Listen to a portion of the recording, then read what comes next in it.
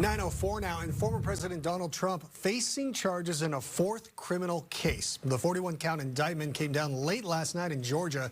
Trump and 18 others were charged in connection with efforts to overturn the 2020 election results. This means Trump is now facing 91 criminal charges in New York, Georgia, Florida, and the nation's capital. Joining us to unpack these latest developments is reporter Rebecca Castor, live in Atlanta, Georgia. Rebecca, thanks for being with us this morning.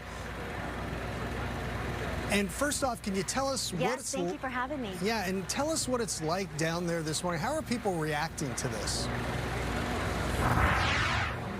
Well, John, outside the courthouse, I will say it's pretty quiet out here besides the media presence. We're not seeing really any protesters or supporters of President Trump that we saw after his indictments in Washington, D.C. and Florida.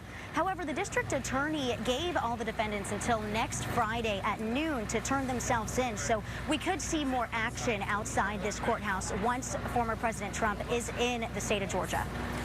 Can you break down the specific incident that landed the former president in this place?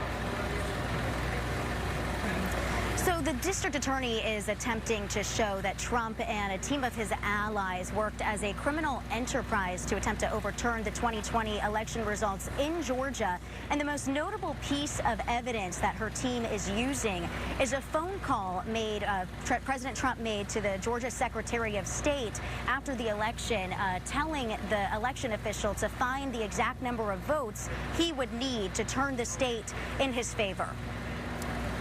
Now, the former president continues to attack the district attorney in this case. He posted a message on his socials earlier this morning that he's going to hold a major news conference next Monday. What do we anticipate is going to come out of that? Well, Trump says that he is going to present a, quote, irrefutable report that he says will exonerate him in this case. Like you said, he's presenting that in a news conference next Monday. And we've seen so far his campaign use these charges against him to really rally support behind his presidential run, his next presidential run. So I expect that he is going to use this report to really cater to his base and rally even more support behind him leading up to the first presidential debate next week. All right, Rebecca Castor, live in Atlanta. Thanks so much for joining us this morning.